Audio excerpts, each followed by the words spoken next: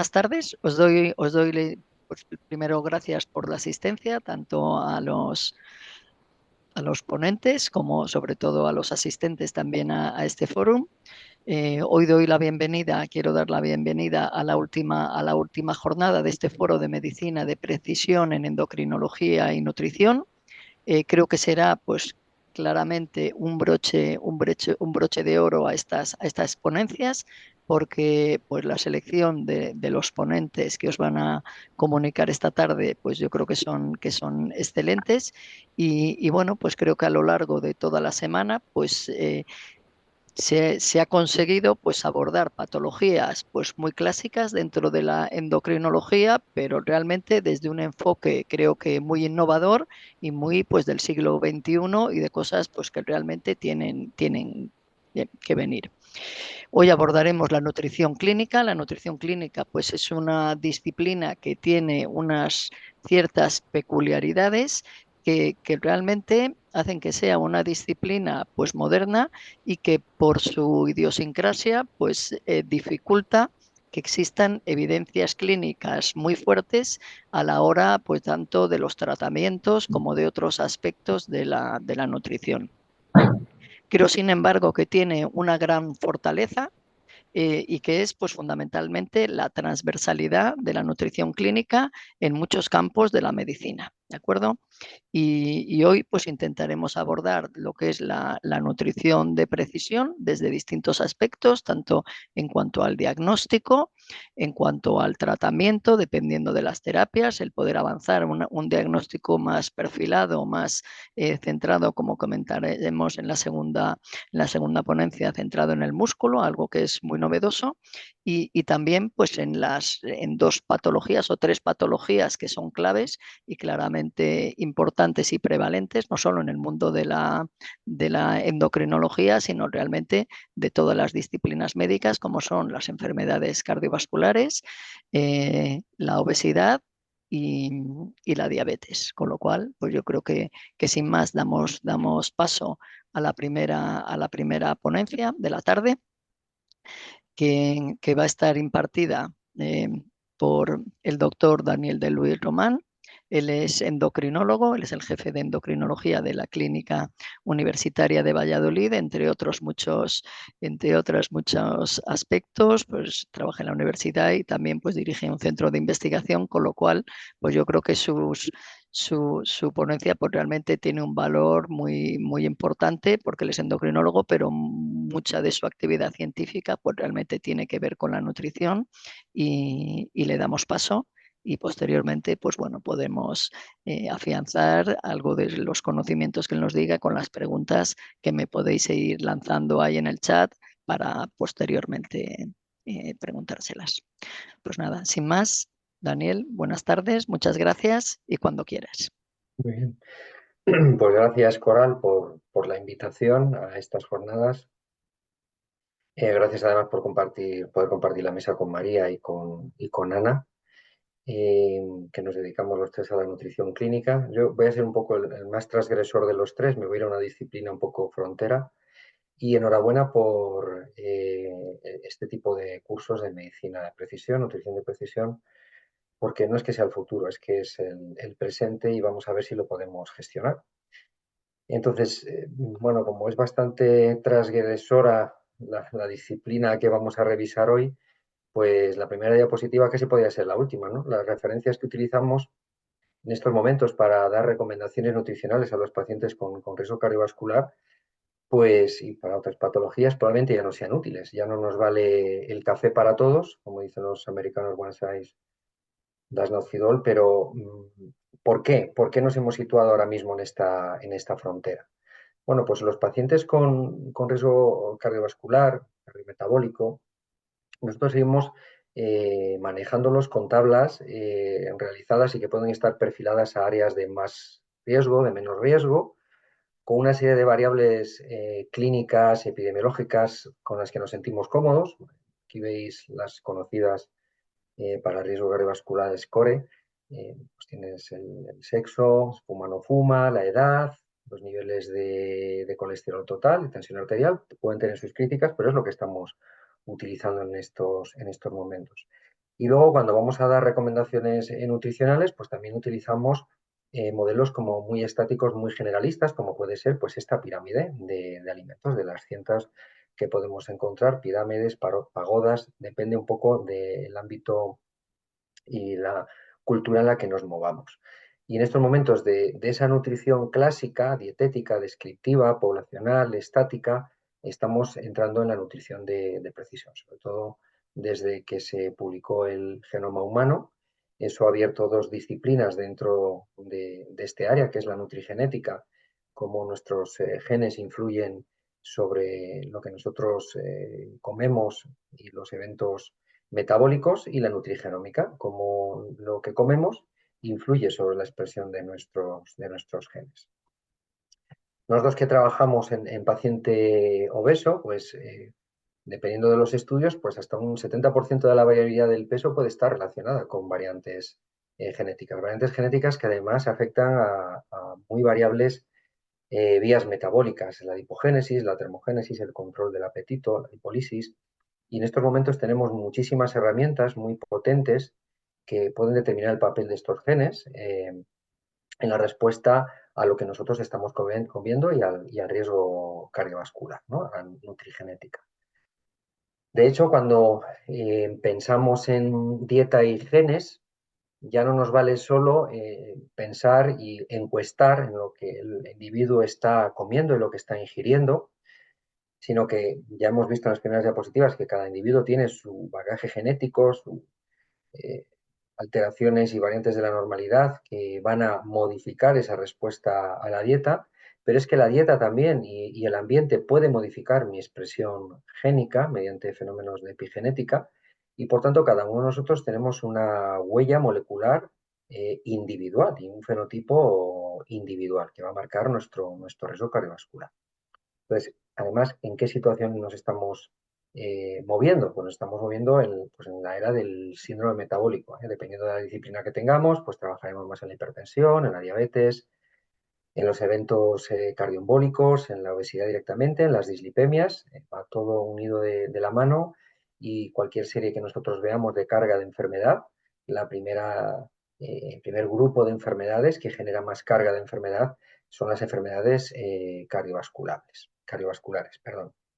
Dentro de las enfermedades cardiovasculares, claro, nosotros nos seguimos sintiendo cómodos, nosotros digo todos los que nos dedicamos a la medicina, en patologías pues monogénicas. Entonces, muchas veces, hablando de esto, pensamos en la hipercolesterolemia familiar, por ejemplo, o los que nos dedicamos un poco más a la nutrición directamente, la nutrición clínica, pues fenilcetonuria, galactosemia. Y nos olvidamos que la mayor parte de las diferentes entidades que forman parte del síndrome metabólico son entidades poligénicas y en los propios eventos cardiovasculares. Si nosotros nos vamos a un cariotipo, raro es el cromosoma que no tiene una variante de la normalidad que altera mi respuesta metabólica, como podéis ver en esta diapositiva, a determinado nutriente, a determinado vitamina o mineral. De hecho, por ejemplo, simplemente si nos situamos en el área de la pérdida de peso, y vemos aquí el cariotipo, todos los genes, todos los cromosomas, perdonad, van a tener alguna variante o alguna alteración descrita que se relaciona pues, con el gasto energético, con la ingesta, con la lipogénesis, etc. Claro, está el aluvión de información que podemos tener, y cada vez a más bajo coste, que, bueno, pues hay diferentes artículos de posicionamiento, y una de las ideas en estos momentos, y todos vamos a tener esa sensación cuando vemos la charla de hoy, es que no tengo suficiente formación como médico, nutricionista, enfermero, etcétera, en esta área para poder aplicar los conocimientos que ya están circulando. Y en segundo lugar, aquí hay otro artículo de posicionamiento de los consumidores europeos, que el consumidor pues siente cierto reparo en algunos momentos ante estas pruebas, ante estas recomendaciones, y bueno, no deja de existir algunos dilemas éticos en su aplicación o en la información sobre todo que genera estas técnicas diagnósticas. Pongamos como nos pongamos, si Estados Unidos empieza a moverse, y aquí tenéis a Barack Obama, cuando se lanzó la iniciativa Todos Nosotros, Todos sobre Nosotros, All of Us, que luego la renombraron como la Iniciativa para la Medicina de Precisión, invirtieron y siguen invirtiendo millones de dólares. Empezaron con una corte de 60.000 pacientes, pero lo que van a generar es una corte de 1 millón de pacientes, y ellos con esta iniciativa que llevaron al Congreso para dotarla económicamente y que quede dentro de lo que es la administración americana y no dependa de un solo presidente, pues lo que se propone es que con esta iniciativa de medicina de precisión intentar que todo el conocimiento que se está generando se mueva de ese conocimiento a la práctica clínica. ¿Por qué? Porque en este momento el genoma humano está totalmente secuenciado, tenemos muchísimas herramientas para obtener muchísimos datos en tiempo real sobre diferentes parámetros metabólicos, y hay muchísimas herramientas en estos momentos que son capaces de manejar esta barbaridad de datos que se generan. Y claro, ¿qué es lo que nos encontramos en la consulta? ¿Qué le puedo yo transmitir a mi paciente? Pues hasta ahora volvíamos de nuevo a las recomendaciones de las diferentes sociedades. He cogido esta tabla, es una recomendación que realiza la Sociedad Europea de Arteriosclerosis y de Cardiología en relación a cómo disminuir el riesgo cardiovascular en los pacientes con dislipemia. Entonces, bueno, hay cosas que a todos nos suenan, ¿no? Disminuir las grasas saturadas, disminuir las grasas, mejorar la calidad de las grasas, aumentar el consumo de leguminosas, de verdura, pero resulta que esas recomendaciones, si nosotros las vamos analizando, y he traído 5 o 6 ejemplos, está claro que hay que tomar una dieta con una buena calidad de la grasa. Pero es que nuestra genética, como vemos aquí con este polimorfismo del ApoA2, una polipoproteína, va a modificar la respuesta de mi peso ante la diferente carga de grasa que yo pueda darle a una dieta hipocalórica a un paciente obeso.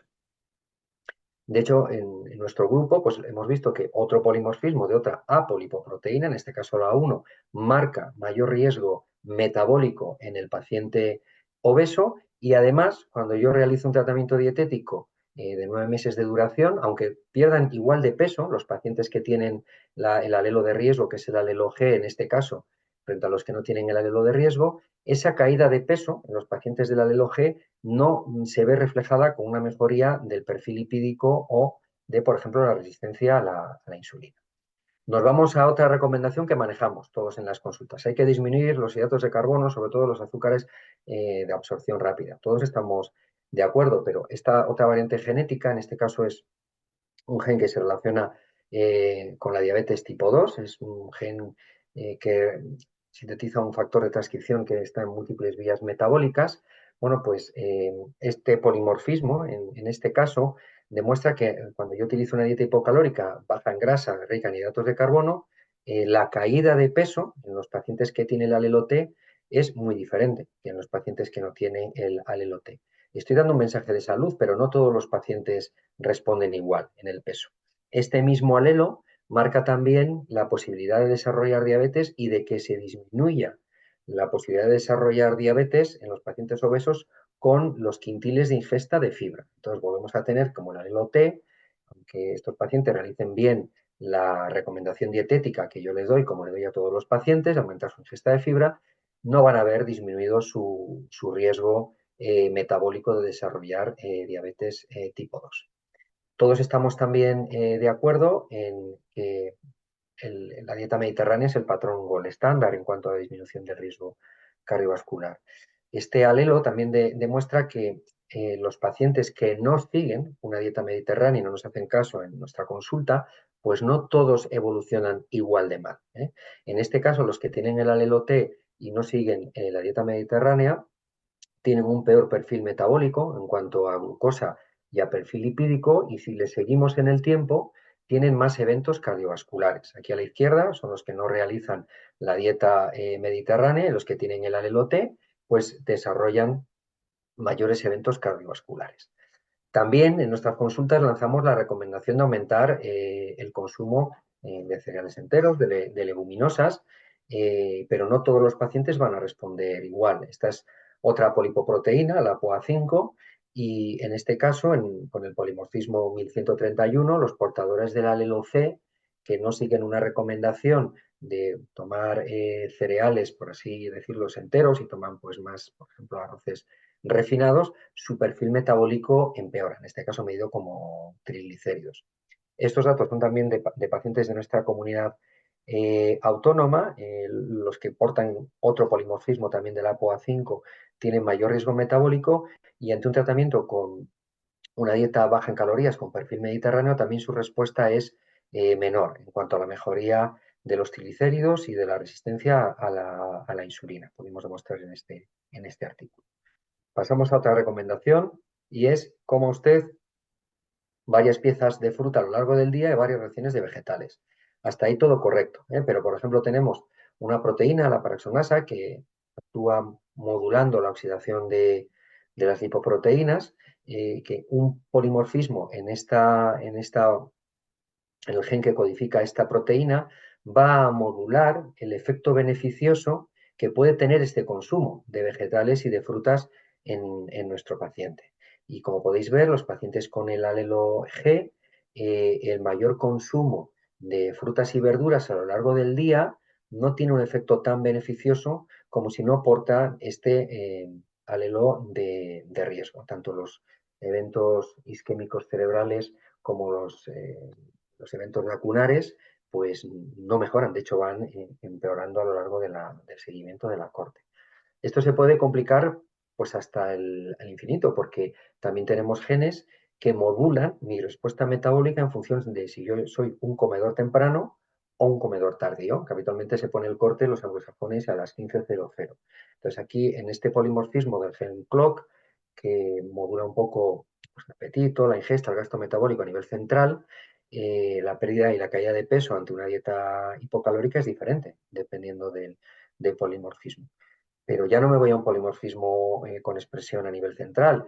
El polimorfismo de esta proteína, la perilipina, que ayuda, digamos, que a empaquetar las bolsas de grasa que pueden estar dentro de las células, también hay descritos polimorfismos donde la caída de peso es muy diferente en función de si eres un comedor temprano o un comedor tardío. Hay muchísimas vías descritas. Yo os he puesto ejemplos de macronutrientes, pero nos podemos ir también a los micronutrientes. Los efectos beneficiosos de la ingesta de vitamina D también están modulados por polimorfismos en la proteína transportadora, en el receptor de la propia vitamina D. Lo mismo le sucede a la vitamina A, que hay polimorfismos en los enzimas, en los genes que codifican los enzimas que generan retinal, o en el propio ácido fólico con la metiltetrahidrofolato reductasa. Entonces, no vamos a responder todos igual a una sobrecarga de vitamina D o a una prevención de riesgo cardiovascular con enriquecimiento de fólico, o una mujer gestante con enriquecimiento de fólico, aunque hagamos la misma recomendación. Y lo mismo sucede con los minerales. Hay diferentes polimorfismos descritos en las vías del hierro, del calcio, etcétera. Entonces, ¿hacia dónde nos dirigimos si nosotros queremos aplicar todos estos conocimientos de nutrigenética en las enfermedades cardiovasculares? Bueno, pues ya el problema de la enfermedad cardiovascular es que hay varios actores alrededor de ese corazón. Y esos actores, la obesidad, la diabetes, la dislipemia, la hipertensión, el sedentarismo, ejercicio, la actividad física, el hábito tabáquico, su agresividad sobre los eventos cardiovasculares va a estar modulada con diferentes variantes de la normalidad en diferentes genes. En el 2016, la Sociedad Internacional de Nutrigenética y Nutrigenómica, pues realizamos unas guías en donde se intentaba poner en orden pues todas estas ideas, ¿no? Sobre todo en el paciente obeso, por centrar la jugada, y ahí caían los eventos cardiovasculares. Recientemente hemos constituido una red internacional iberoamericana de nutrición de precisión, y preparando estas charlas, ayer teníamos reunión, pues les he comentado que estas guías están ya totalmente obsoletas, con lo cual unos deberes que cuelgan de la reunión de hoy es que hay que revisar todo este posicionamiento. Daros cuenta que cuando se habla con un compañero de cardiología, ellos tienen en la cabeza patologías monogénicas, como es la cardiopatía hipertrófica, la sitosterolemia, la hipercolesterolemia familiar que comentábamos antes, que las hay en el área del riesgo cardiovascular. Hay más de 100 patologías monogénicas descritas, pero el gran grueso es una afectación poligénica. Y estos polimorfismos que yo os he comentado antes, el efecto que puede tener de riesgo, pues son los ratios de 1,05, 1,5. Al final, y son varias vías implicadas, lo que se mueve son paneles como grupos de polimorfismos que se analizan. Entonces, los pacientes que más riesgo tienen en ese panel son, de varios genes, son los pacientes que más eventos cardiovasculares van a tener. Esto se vio muy bien en este estudio que realizaron sobre el biobanco de Gran Bretaña, este grupo. Analizaron varias patologías, cáncer de mama, cáncer de colon, y una de ellas eran los eventos cardiovasculares. Entonces, a medida que se desplazaban hacia la derecha en este score poligénico, donde metían cientos de genes, los eventos cardiovasculares, lo tenéis aquí, aumentaban. Entonces, todos estos estudios están basados, todos estos paneles poligénicos de riesgo, en todos estos trabajos donde hay diferentes estudios donde un determinado gen con una variante se ha relacionado con un riesgo metabólico y un evento, como vemos en este trabajo. También hay trabajos que demuestran que una forma en una corte de comer te genera más riesgo en eventos cardiovasculares o en factores de riesgo cardiovascular. O incluso ya cuando preparamos aquella revisión en el 2016, algunos estudios de intervención nutricional también demostraban que algún polimorfismo modificaba, como os he comentado antes, en los diferentes trabajos, modificaba el riesgo cardiovascular e incluso los eventos. Veíamos, por ejemplo, el de los ictus. Incluso con nutracéuticos, no todos los suplementos de omega 3, que ahora tenemos un nutracéutico nuevo para prevenir eventos cardiovasculares en pacientes con hipertrigliceridemia que no responden a las medidas convencionales, pues no todos esos pacientes van a responder a esos nutracéuticos, por llamarlos así, y van a depender la respuesta de estos polimorfismos. Claro, además en estos momentos, con todas de parte de todas las ómicas que os comento, tenemos muchísimos dispositivos que en tiempo real me pueden decir lo que ha comprado el paciente, lo que tiene en su nevera, lo que ha comido con una foto y tener mucha información genética de ese paciente con una muestra de saliva. Todo esto es muy rápido y muy económico. Y lo que prima ahora son estos estudios grandes, en el sentido donde a un grupo de pacientes, el Food for Me es un estudio europeo, que además la intervención nutricional se hizo vía Internet, donde 5.000 pacientes fueron reclutados con diferentes estrategias terapéuticas, dietéticas. Dieta convencional en función de lo que comía ese paciente, por resumirlo, dieta convencional en función del peso de partida, y dieta modulada por además una serie de polimorfismos. Un panel muy pequeñito, 5 polimorfismos. Bueno, pues los pacientes que recibían estas recomendaciones nutricionales personalizadas comían mejor, en el sentido de que comían menos carne, menos grasa saturada, menos sal y más fólico, y además los que tenían el perfil de riesgo en el panel, que es un mini panel de 5, ahora mismo estos paneles de 5 están obsoletos, de 5 SNPs, los que tenían más riesgo eran los que mejor respondían en cuanto a la caída de peso y a la disminución de glucosa.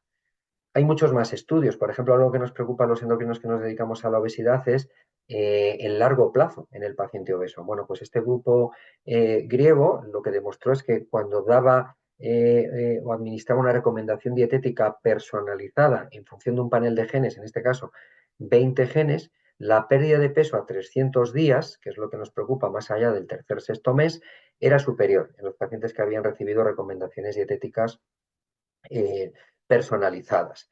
Este otro estudio de un grupo canadiense, Now Study, nos viene a demostrar lo mismo que el grupo griego, pero en este caso analizaban la calidad de la dieta y los pacientes que recibían recomendaciones dietéticas en función de su background genético eran pacientes que mantenían una dieta más saludable y más tiempo al año, con menos grasas saturadas y menor aporte calórico. Nosotros estamos englobados en un estudio de este tipo, europeo, con una dieta en este caso cetogénica. Eh, hay 4.500 pacientes reclutados. Este es el panel que se diseñó inicialmente con 4 áreas de chequeo: nutrición y metabolismo, inflamación, actividad física y conducta alimentaria, con estos genes que os comentaban, reloj, etcétera, etcétera. Bueno, en estos momentos ya va una enmienda porque un panel de 20 genes va a marcar el riesgo de manera muy liviana. Ahora mismo hay paneles de 1.000, 2.000, 3.000, 4.000 genes. La velocidad a la que se mueve este tema. Eso nos permite modificar ya con 20 genes bastante lo que es las recomendaciones dietéticas, pues cuando tengamos en los paneles de 1.000, muchísimo más. Estos son los cambios. Al final, claro, ¿dónde te posicionas? Estamos ante un paciente que le tengo que personalizar la dieta en mi consulta y, bueno, pues tengo que darle unas recomendaciones dietéticas en cuanto al tipo de grasas, de proteínas, de antioxidantes, de vitamina D, pero pues el consumo de café, tengo que ser capaz de modularlas por todos estos genes que entran a formar parte del riesgo cardiovascular y de la inflamación crónica que tienen estos pacientes metabólicos. De hecho, simplemente esta revisión eh, valora las recomendaciones que yo le tengo que dar a un paciente donde estoy intentando con la dieta modificarle su perfil lipídico. Y esa disminución de la grasa total o ese aumento de las grasas poliinsaturadas o la recomendación de dieta mediterránea o de aumento de fibra o de proteínas de origen vegetal, todas esas recomendaciones yo debería ser capaz de modularlas con todas estas variantes genéticas que puede tener el paciente.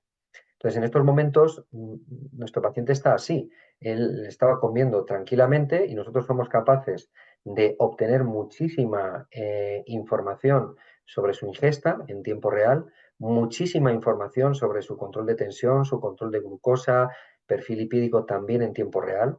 Esa información tenemos que ser capaces de subirla de manera segura a la red y poderla analizar con herramientas ya de inteligencia artificial para de alguna manera yo poder lanzarle una recomendación dietética. Estamos ahora mismo en este área de la encuesta a la dieta, que es lo que hacíamos hasta ahora, pues tenemos que ser capaces de transitar, teniendo en cuenta que todo es más complejo porque este individuo está situado en un ambiente sociosanitario, en un área geográfica y en una sociedad, en su caso, donde va modulando lo que se denomina esposoma, todas sus respuestas metabólicas.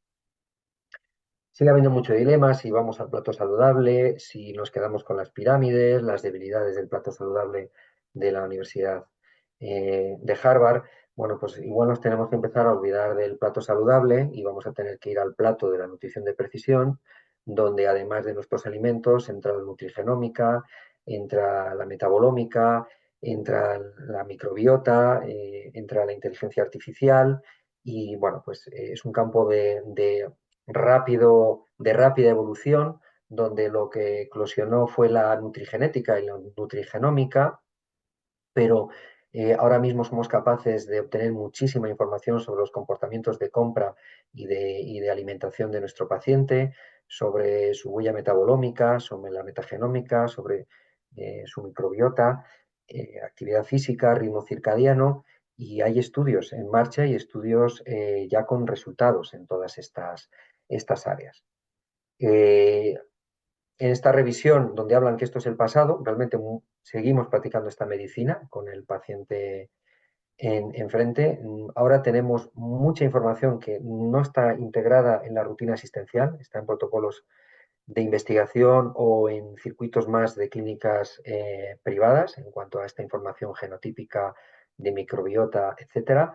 Y el gran dilema, los que trabajan mucho más en esto, es democratizar el poder dar a nuestros pacientes la nutrición de precisión con una serie de estándares éticos y de calidad en todas estas pruebas.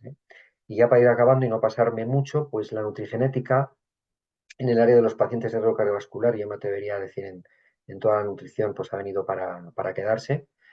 Hay multitud de variantes genéticas y solo hemos hablado de riesgo cardiovascular.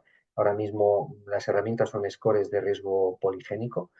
Las variantes genéticas van a condicionar sin duda la respuesta a la dieta que van a tener mis pacientes con los diferentes factores de riesgo cardiovascular.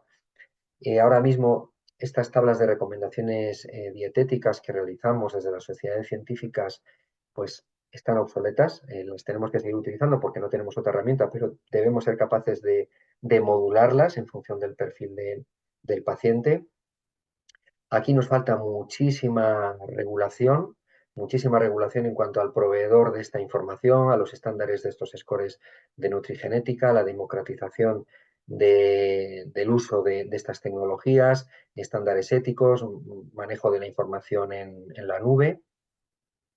Y bueno, pues estamos en la era de la medicina de precisión, por tanto, no son útiles realmente las recomendaciones dietéticas que utilizamos y tenemos que intentar personalizar y gestionar esta multitud de datos que podemos obtener de los pacientes.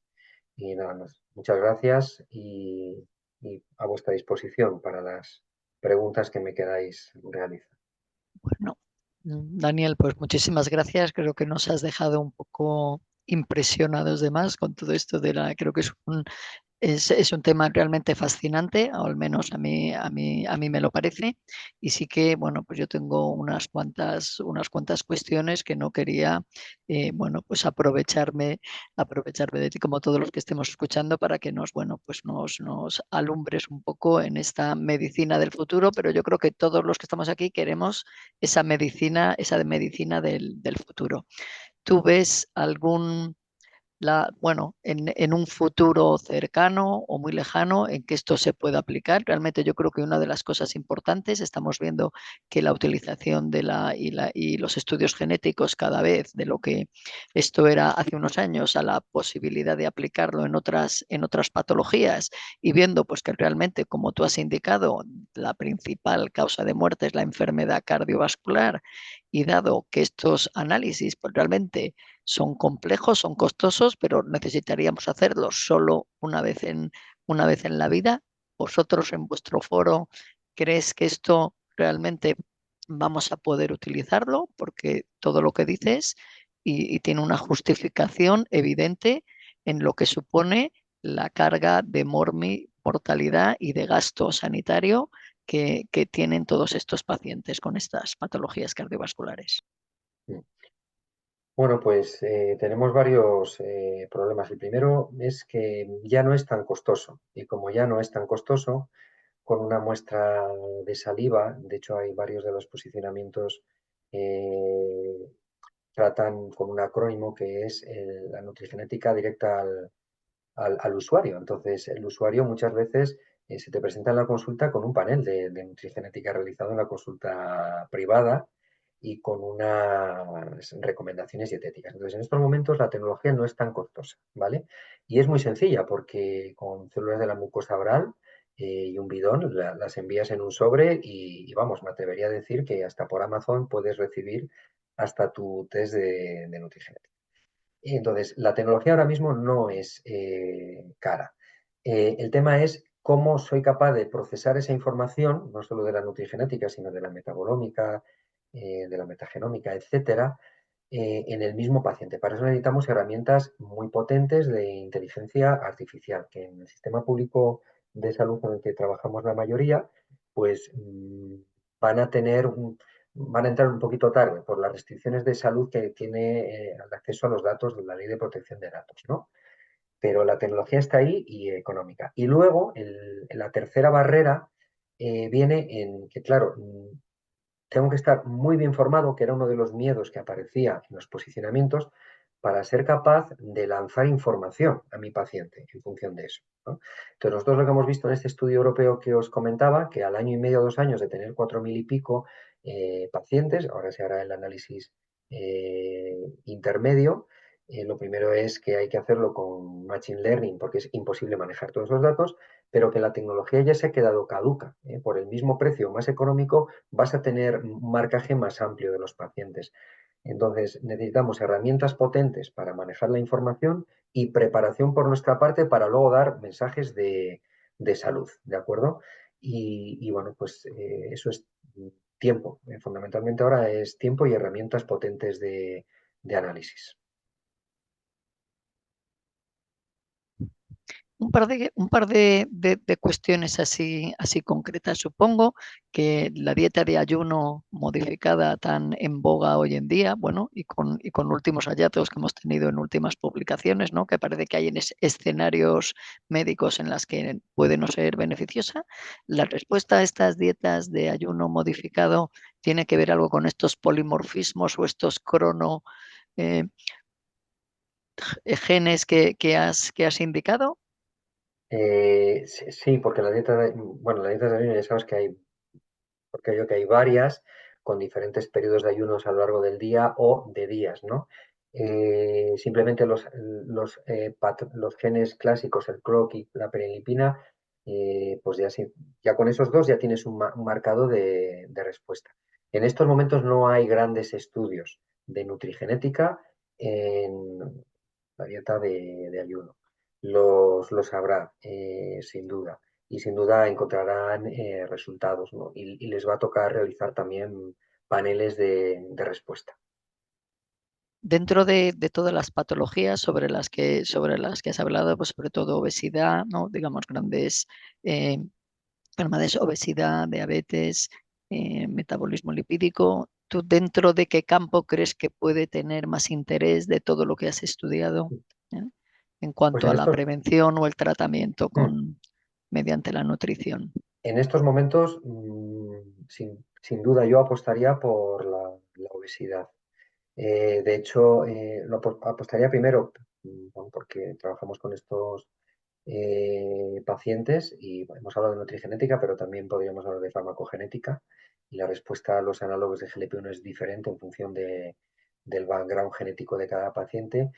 Y en segundo lugar, porque ya os he dicho que todo esto está avanzando muy rápido y muchas veces en circuitos privados. Entonces, muchos de estos estudios, el primero, el Food for Me, era un estudio del European Council, pero el NOW y sobre todo el griego eran estudios privados, privados de consorcios privados.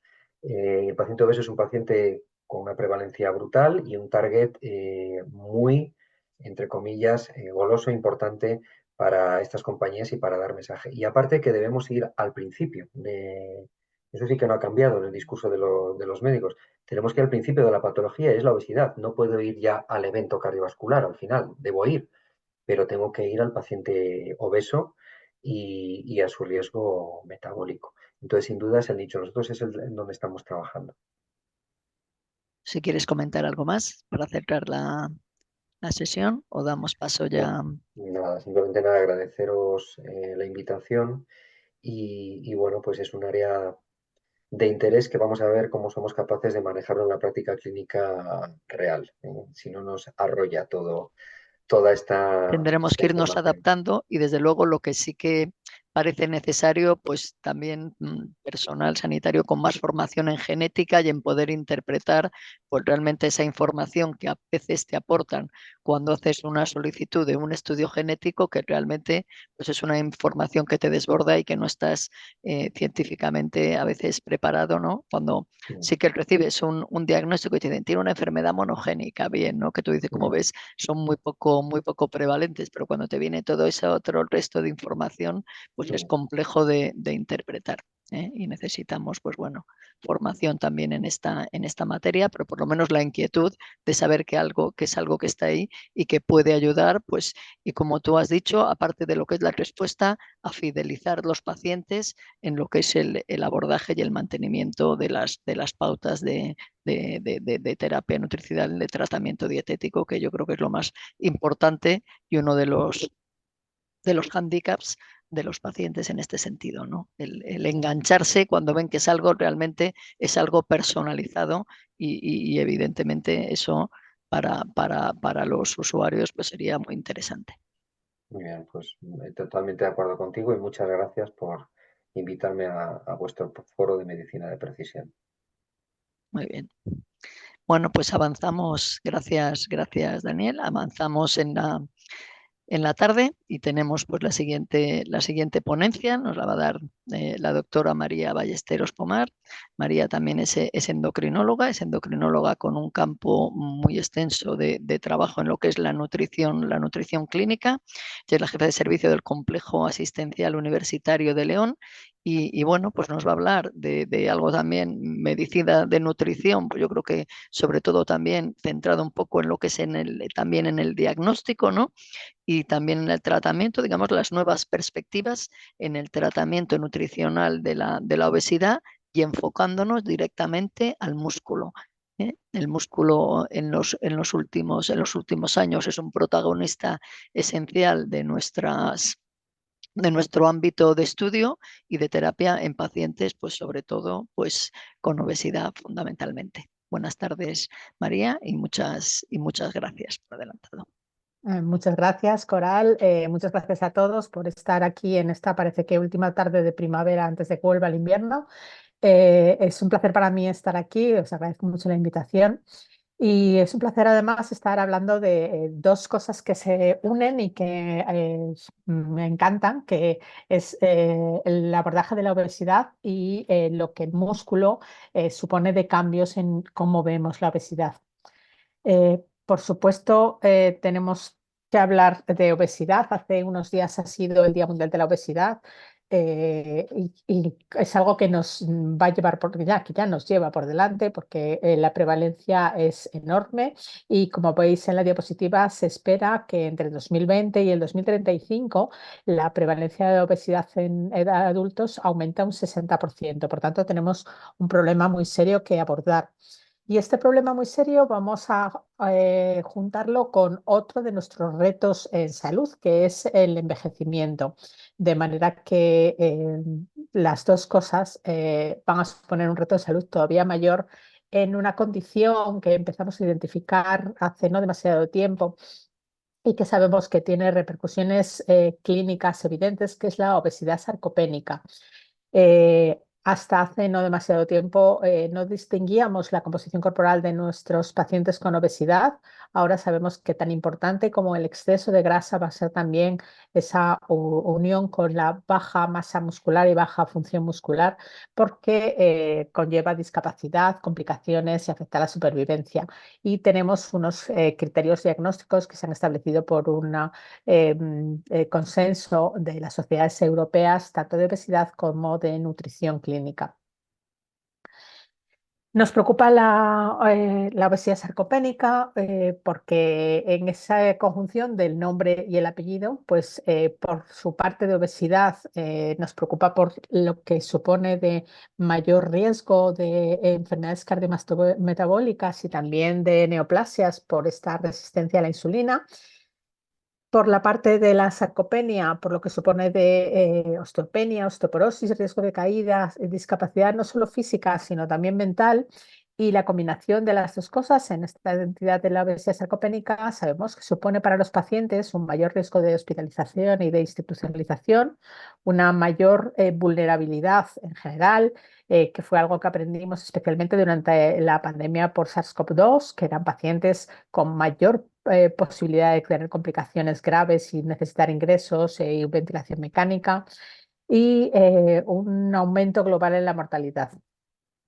Por todo ello, ya hace unos años, este inicio del Consenso Europeo entre Obesidad y Nutrición Clínica plantea este artículo que tiene un título impactante, que es Obesidad sarcopénica, tiempo para enfrentar el reto, en el que hace el primer llamamiento de que el riesgo de pérdida de función y de masa muscular debería de ser algo que nos preocupase en nuestros pacientes con obesidad, especialmente si son de edad avanzada y especialmente porque cuando ponemos tratamientos para la obesidad, tanto dieta hipocalórica como fármacos, como sobre todo cirugía para la obesidad, tenemos un riesgo muy importante de causar una obesidad sarcopénica y atrogénica porque tratamos la adiposidad, pero no tratamos el músculo y por tanto ese riesgo de disfunción muscular va a existir. ¿Y cuáles son los objetivos cuando nos planteamos qué hacer ante un paciente con obesidad sarcopénica? Pues, por supuesto, siempre que hablamos de obesidad, tenemos que hablar no de peso, sino de adiposidad. Y nuestro primer objetivo va a ser la reducción en la masa grasa, insisto, no en el peso. Pero en esas personas con obesidad sarcopénica necesitamos también plantearnos la mejoría de la función y de la fuerza muscular. Eh, Digo primero función y luego masa muscular, porque son dos conceptos distintos y cuando hablamos de sarcopenia, el primer paso de identificación va a ser esa función muscular. Y por último, nos tenemos que plantear también mejorar la disregulación metabólica e inflamatoria que se asocia a ese exceso de adiposidad. ¿Cómo hacemos entonces el abordaje? Bueno, pues siempre que hablamos de obesidad, por supuesto, vamos a tener que hablar de restricción calórica, Pero no todo vale, no vale todas las composiciones de dieta ni cuánta restricción calórica. Nuestra restricción calórica en general, creo que para todas las situaciones de obesidad, tiene que ser moderada porque sabemos que restricciones intensas no van a ser beneficiosas para la adherencia a largo plazo, pero es que además una restricción calórica excesivamente intensa va a suponer un mayor riesgo de pérdida de función y de masa muscular. Si no hablamos solo de calorías, sino de composición en macronutrientes de la dieta, pues tenemos que insistir en que las personas con obesidad, por ese riesgo de que causemos una sarcopenia, necesitan dietas con una carga proteica suficiente. Y lo recomendable van a ser cantidades de proteínas por encima de las recomendaciones habituales de 0,81, llegando hasta 1,2 gramos por kilo de peso y repartiendo la carga proteica en todas las ingestas del paciente. Por supuesto, el tratamiento esencial de la obesidad sarcopénica tiene que pasar por esa parte de sarcopenia por el ejercicio, no solo por el ejercicio aeróbico. Nos hemos pasado años diciendo a los pacientes que salgan a caminar, punto, y eso no es suficiente. Nadie dice que no tengan que hacerlo, pero sí que tenemos que insistir mucho más a los pacientes en lo que supone el ejercicio de fuerza. Otras cosas más allá de esto que es lo más establecido, bueno, pues a lo mejor tenemos nutrientes en la dieta, especialmente algunos aminoácidos como la leucina o metabolitos de aminoácidos como el hidroximetilbutirato o la creatinina, y también algunos tipos de grasas como las ácidas grasas omega 3 que sabemos que tienen un patrón más antiinflamatorio, que es muy probable que también tengan un papel cuando intentamos abordar correctamente a un paciente con obesidad sarcopénica. Pero el problema es que hace muy poquito que sabemos identificar la obesidad sarcopénica, todavía tenemos muy pocos ensayos clínicos que nos den respuestas a cuál es la composición de macronutrientes ideal de la dieta. Lo que sabemos hasta ahora, pues que, como he dicho en la diapositiva anterior, no es suficiente con hacer dieta. Tenemos que combinar siempre ejercicio y tampoco es suficiente solo con ejercicio, sino que la combinación de dieta más ejercicio mejora la función física. No estamos hablando en la diapositiva de pérdida de peso, sino cambios en parámetros de funcionalidad y como veis, las mejoras son mayores cuando combinamos dieta y ejercicio. Por tanto, ya no está justificado que ante el manejo de la obesidad no insistamos a los pacientes en ese desarrollo de función muscular mediante el ejercicio. ¿Qué tipo de ejercicio? Pues también, otra vez, no importa el tipo de ejercicio cuando hablamos de pérdida de peso, como vemos al principio de la diapositiva, pero sí cuando hablamos de funcionalidad. Y lo que mejor resultados va a tener va a ser la combinación de ejercicio aeróbico y ejercicio de fuerza. Por tanto, lo que decíamos antes, no vale solo que los pacientes salgan a caminar, que también, sino que necesitamos ejercicio de fuerza añadido. ¿Qué ocurre con el tratamiento convencional, con la dieta y el ejercicio en el manejo de la obesidad? Pues que hasta hace un poquito tiempo no nos ha preocupado nada más que ese tratamiento sirviera para perder grasa. Pero como podemos ver en la diapositiva, la pérdida de masa grasa se asocia también a pérdidas de masa magra. De manera que en las dietas muy bajas en calorías, las pérdidas de masa magra están alrededor del 25%, es decir, por cada 4 kilos que perdemos solo con dieta, sin hacer otras estrategias, uno de ellos va a ser en masa muscular.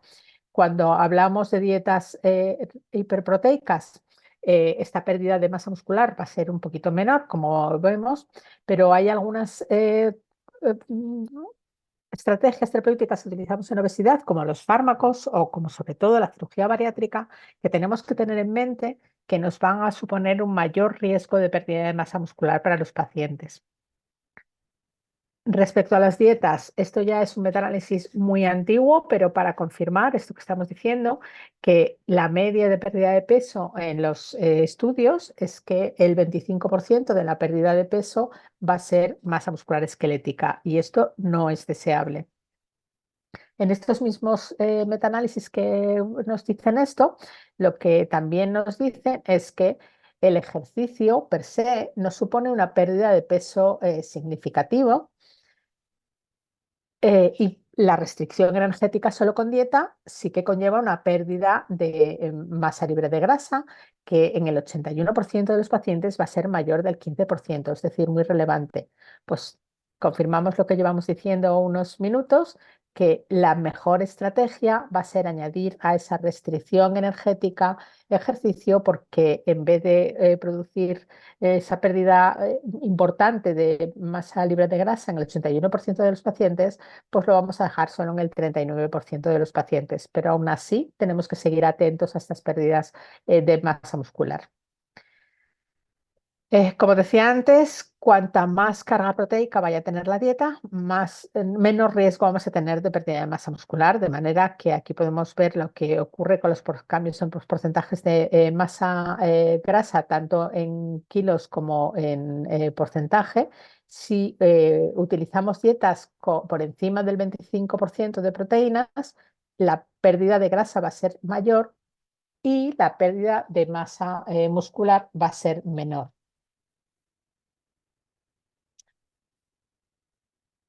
Hace muy poquito se ha publicado este estudio, que es de un consorcio europeo, con un nombre muy interesante, que ya no hablamos de mayores ni de ancianos, hablamos de personas alrededor de la edad de retiro, que lo que hace en la primera parte de la diapositiva es ver qué estrategias en el manejo de la obesidad se asocian a pérdidas de masa libre de grasa o de masa magra.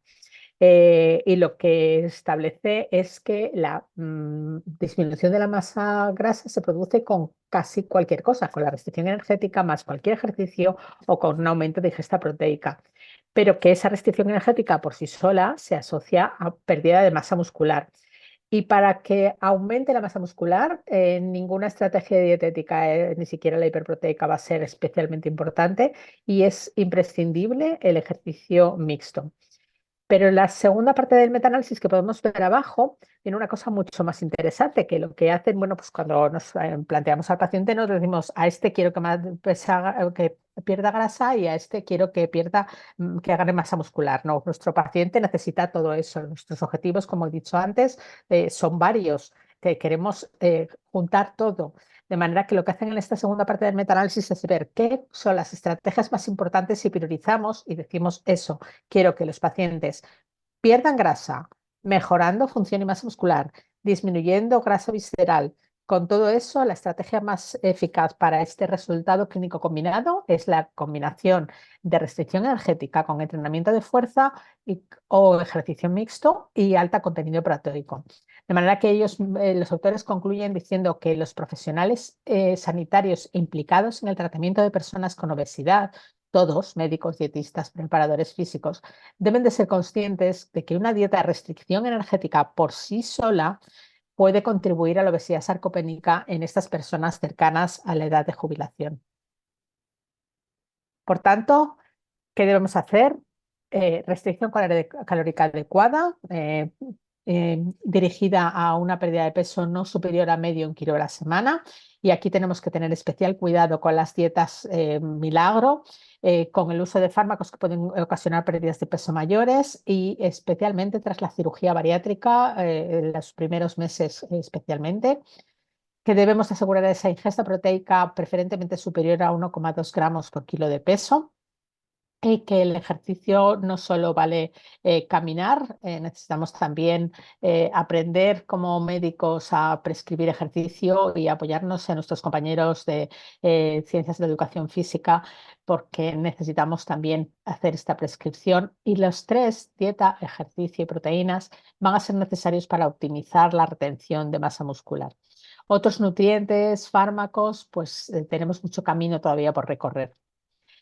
Respecto a algún nutriente en concreto, pues como decía antes, tenemos pocos estudios. Este es un estudio pequeñito todavía, pero de lo poco que nos dice que dentro de las proteínas de la dieta, si enriquecemos la dieta con proteína sérica, que como sabéis es rica en leucina, la prevalencia tanto de sarcopenia como de obesidad sarcopénica en un grupo de mujeres perimenopáusicas va a mejorar espectacularmente. Por tanto, probablemente eso tenemos que establecer esas dietas con un aumento de proteína sérica. Hemos hablado del tratamiento más convencional, de dieta, de ejercicio, de nutrientes específicos, pero tenemos que hablar de más cosas. Estamos en la era de los tratamientos eficaces por fin contra la obesidad, los análogos de GLP-1, los análogos de GLP-1 con otras hormonas. Eh, Tenemos cirugías para el tratamiento de la obesidad que hacen perder mucho peso y, como decía antes, estas son estrategias en las que tenemos que modular mucho el tratamiento complementario de estas personas porque tenemos un riesgo de pérdida de masa muscular y de función. Y también tenemos que empezar a pensar en fármacos que nos ayuden a manejar esta obesidad sarcopénica. Respecto a los fármacos, pues sabemos que los análogos del receptor de GLP-1 son una familia muy eficaz para la pérdida de peso. Aquí tenemos ese esqueleto inicial de los agonistas de GLP-1 al que pues, progresivamente se le van a ir uniendo otros péptidos para mejorar esa pérdida de peso. Y hasta ahora los ensayos nos dan muchas pistas sobre las pérdidas de peso, pero todavía tenemos pocos detalles sobre qué es lo que va a pasar con la masa y sobre todo con la función muscular. No tenemos en el mercado aún fármacos que sean capaces de combinar estas dos cosas, perder adiposidad y ganar masa muscular, pero sí que tenemos perspectivas muy buenas. Este es uno de los fármacos más interesantes que se llama bimagrumab y el estudio que os presento es un fase 2 en el que se administra a 58 individuos. Y como podéis ver en la gráfica de la izquierda, la pérdida de grasa con bimagrumab es mucho mayor que con placebo. La pérdida de peso está alrededor del 6,5%, con una pérdida de masa grasa del 20,5%. Y por primera vez en la historia de los fármacos relacionados con la obesidad, esto se hace en contexto de que no solo no se pierde, sino que se gana masa muscular. Esto ha hecho pues, que estos recortes de hace unos días de una revista no de medicina, sino de biotecnología, en el que nos cuenta que después del éxito de los fármacos para la obesidad, las compañías se aceleran en preservar la masa muscular y ya tenemos ensayos clínicos en marcha en el que se combinan fármacos para la obesidad, como puede ser tirzepatide, con otros fármacos como receptores, agonistas del receptor de apelina, para eso, hacer ese doble efecto de pérdida de grasa, pero aumento de la masa muscular. Y lo mismo ocurre con el ya súper famoso Ozempic, que también se combina con otros fármacos inhibidores de la miostatina o de la actimina A para hacer ese doble efecto beneficioso de que nuestros pacientes pierdan adiposidad, pero ganen o mantengan la masa muscular.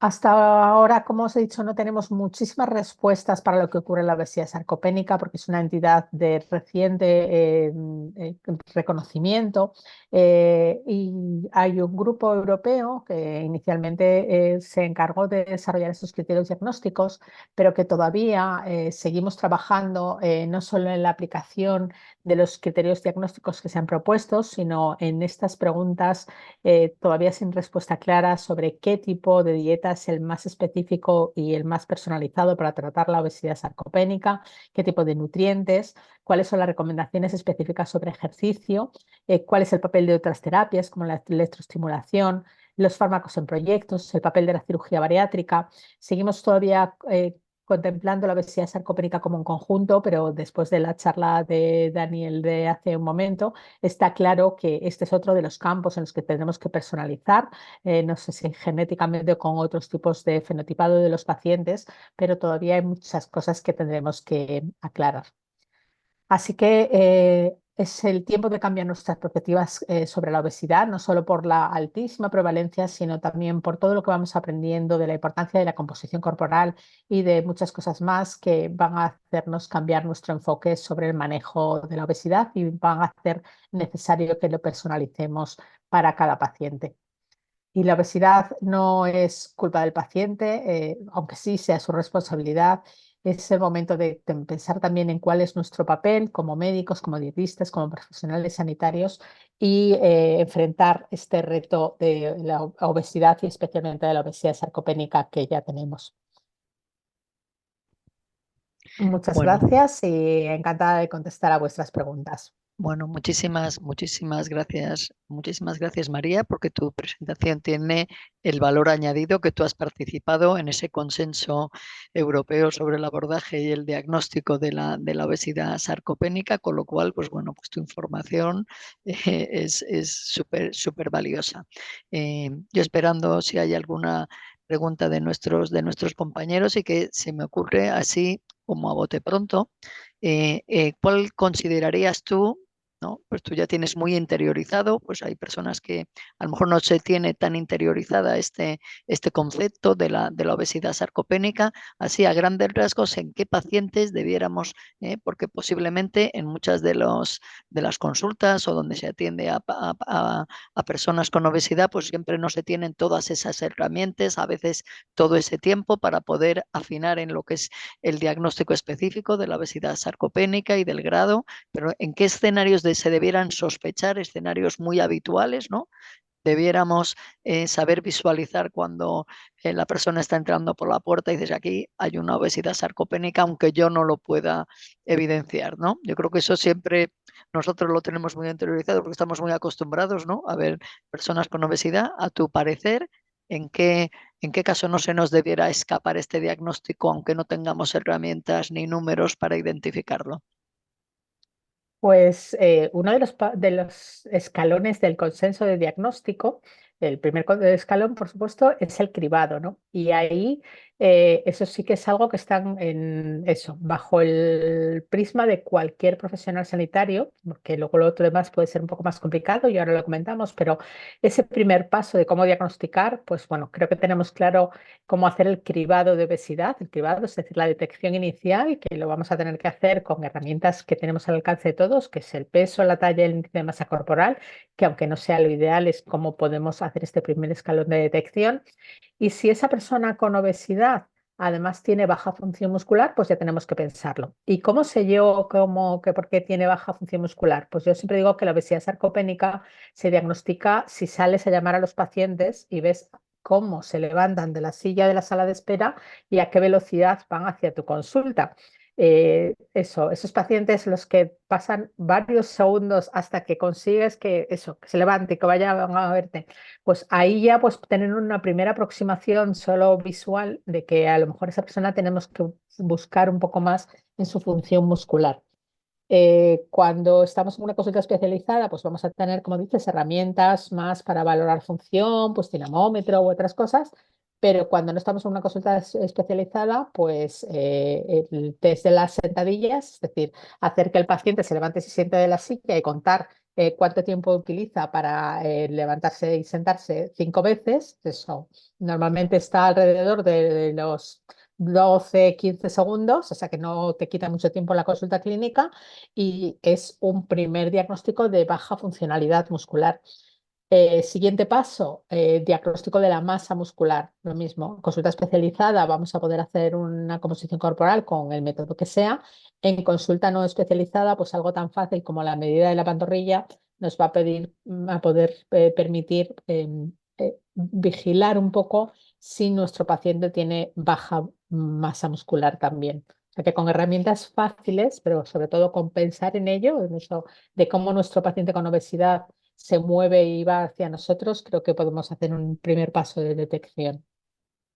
Me ha parecido muy interesante eso que has dicho de la circunferencia de la pantorrilla. Medimos masa muscular, circunferencia abdominal, medimos adiposidad, ¿no? Yo Perfecto, creo sí, que sí. eso Con una cinta es más métrica no complicado necesitas más. medir la cintura, ¿no?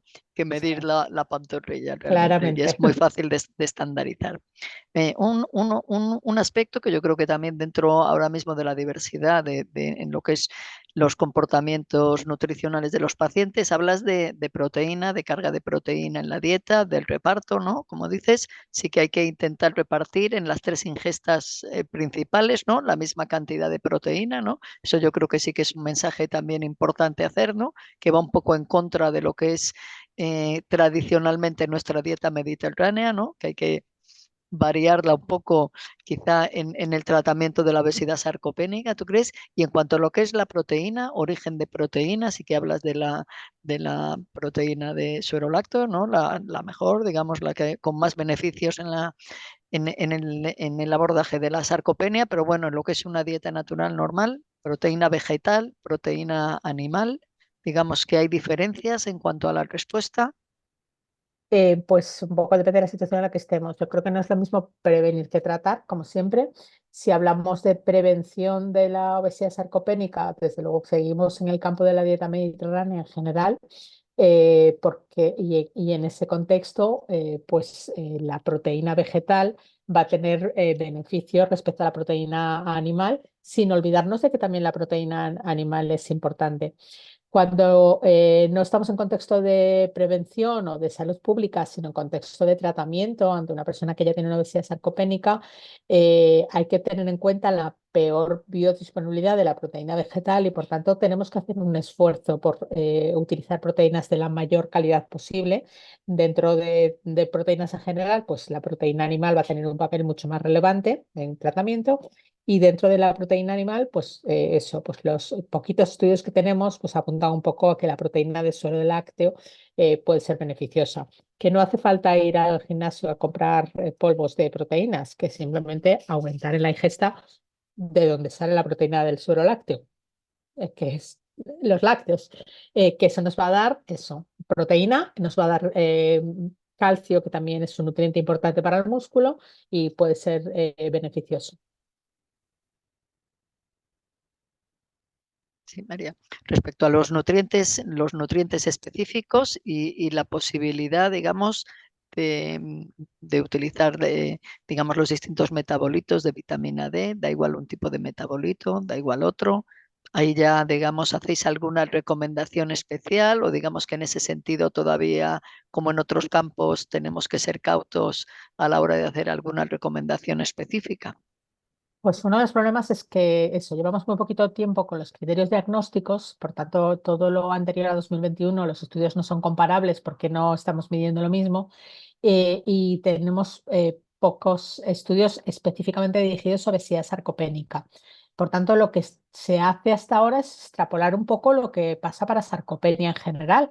Y para sarcopenia en general, pues metabolismos de las proteínas, pues tenemos estudios con leucina y con HMB que no tenemos todavía en obesidad sarcopénica, pero extrapolamos que, bueno, que lo que es bueno para sarcopenia en general podría ser bueno.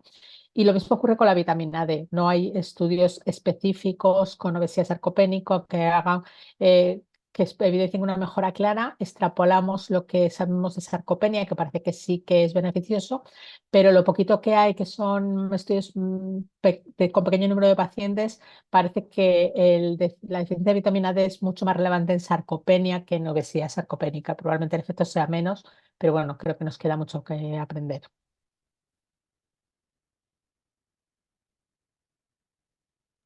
Y ya finalmente, yo, si no hay más preguntas, sí que me gustaría que comentaras algo, ¿no? Pues sí, lo que es el escenario de la cirugía de la obesidad, ¿no? Que sí que realmente, digamos, son estos escenarios clínicos en los que las pérdidas tanto de masa grasa es tan significativa y sí que alguna estrategia fundamental en cuanto, aparte de lo que son las recomendaciones dietéticas, algún tratamiento especial en ese contexto de los primeros meses en los que se evidencia una pérdida de peso y es donde, como dices, aquellos pacientes que van a tener luego mayor problema se sitúan más en riesgo de pérdida de masa muscular, ¿no? Entiendo que no tanto función, sino de masa muscular.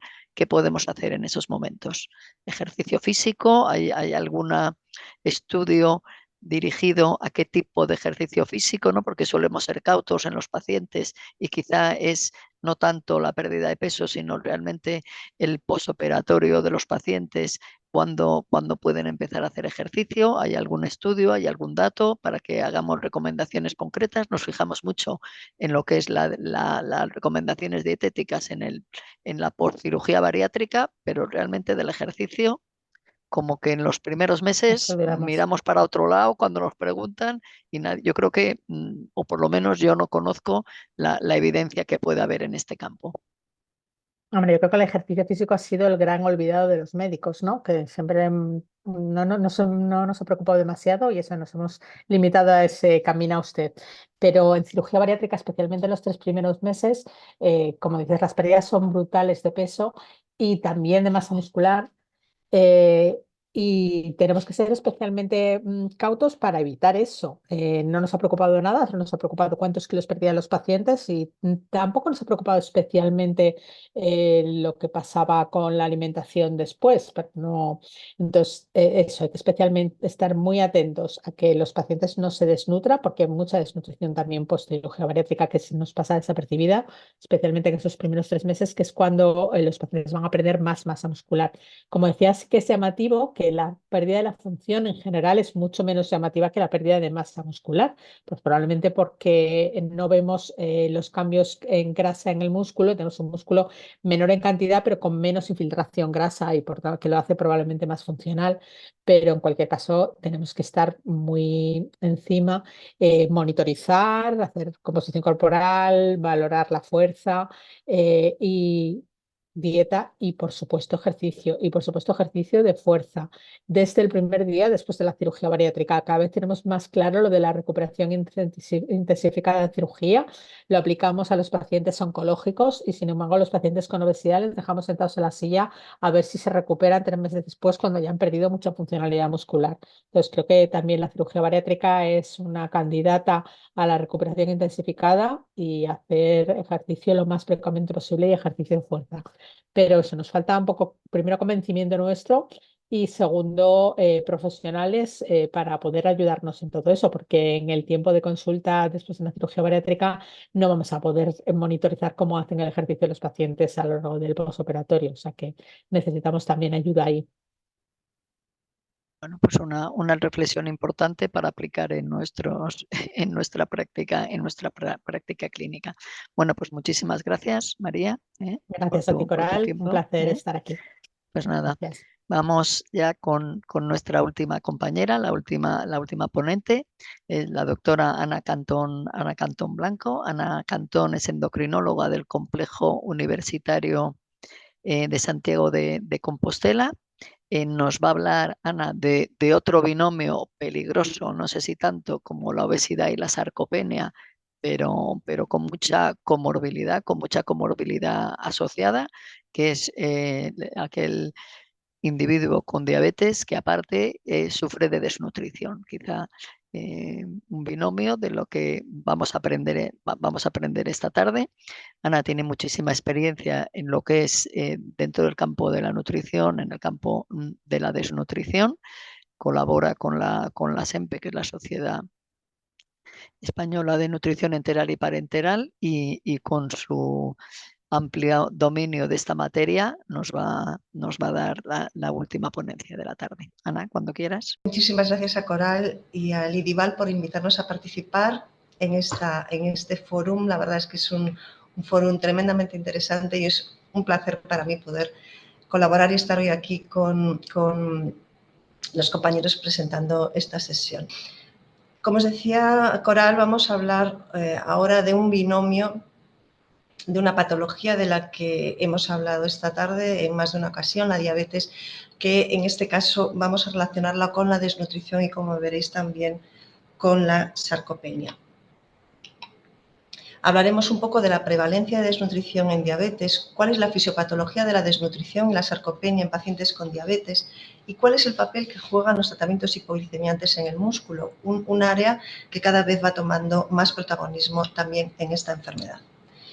Si hablamos de la prevalencia de desnutrición en pacientes hospitalizados de edad avanzada y con diabetes, las cifras no son despreciables y, de hecho, fijaos en este estudio publicado en el 2013 con el grupo VIDA y en pacientes de edad superior a 65 años utilizando el test de cribado MNA, un 39% de los pacientes presentaban riesgo de desnutrición y un 21% de los pacientes se consideraban malnutridos, pacientes, como veis, diabéticos en una situación de hospitalización y de edad avanzada.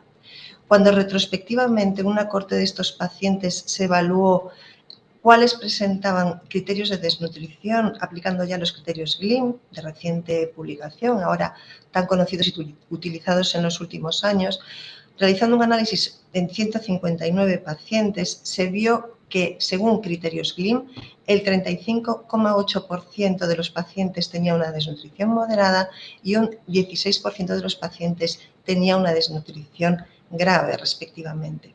Lo que se buscaba con este estudio, con este análisis post-hoc, era buscar como principal outcome la mortalidad a largo plazo durante 8 años de seguimiento y se vio, como veis aquí representada en la curva, que aquellos pacientes que presentaban al inicio una desnutrición severa presentaban un claro incremento de la mortalidad a los 8 años de seguimiento. Es decir, que el tener una diabetes, el estar desnutrido, condicionaba evolutivamente un mayor riesgo de mortalidad en ese periodo. Si vamos a un estudio que marcó un antes y un después en la nutrición clínica en España, el estudio PREDICES, ya publicado en el año 2012, y en el que se pretendía evaluar en hospitales españoles el porcentaje de desnutrición utilizando como test de cribado el NRS 2002 y sobre una N de 1.707 pacientes, se vio que uno de los factores asociados a la presencia de desnutrición, entre otros, era la diabetes y de manera absolutamente significativa. En un estudio realizado recientemente también de prevalencia de desnutrición hospitalaria, en este caso utilizando los criterios GLIM, 10 años después del estudio PREDICES y que se realizó en el norte de España, con una base de pacientes de unos 2.185 pacientes, se vio que la desnutrición en este caso era bastante parecida a los datos que se habían obtenido previamente, con una afectación de 29,7% de los pacientes, utilizando criterios GLIM, un 12,5% tenían una desnutrición severa y que el porcentaje de desnutrición aumentaba cuando los pacientes tenían una edad superior de 70 años. Estamos hablando de prevalencia de desnutrición hospitalaria. Pero ¿qué pasaba cuando hacíamos un análisis multivariante? Nuevamente, como pasaba en el estudio PREDICES, la diabetes jugaba un papel y era un factor independiente asociada a esa desnutrición relacionada con la enfermedad que se veía en el estudio que acabamos de comentar. Por tanto, hablamos de desnutrición, hablamos de diabetes y vamos a ir introduciendo poco a poco el tercer punto en este trío, la sarcopenia. Fijaos que aquí tenemos representado un poco los cambios patológicos que van llevando en una persona con diabetes a que se perpetúe la disfunción insulínica. Aparte de que haya unos factores genéticos, aparte de que haya factores que puedan ser no modificables o modificables, en el contexto del desarrollo de todo el proceso de la enfermedad aparece, como sabéis, disfunción mitocondrial, hay una alteración de la microbiota, hay fundamentalmente un proceso inflamatorio con una gran repercusión e interacción con otros niveles patológicos que se presentan, existe un aumento del estrés oxidativo y todo esto va a condicionar una serie de cambios que también van a repercutir en la salud del músculo. Como sabéis, y nuestra audiencia es muy heterogénea, tenemos muchas personas que sabrán muy bien lo que es la diabetes, otros no tanto. Básicamente la diabetes tipo 2 es causada por un defecto en la secreción de insulina y o un defecto en la acción de la insulina, lo que se llama la resistencia a la insulina. Y aquí tenéis representados los principales tejidos sobre los que la insulina va a ejercer su señalización y la captación de glucosa, etcétera, con todo lo que eso trae a continuación. Tenemos el tejido adiposo, el músculo y el tejido muscular, que es el que nos ocupa principalmente ahora.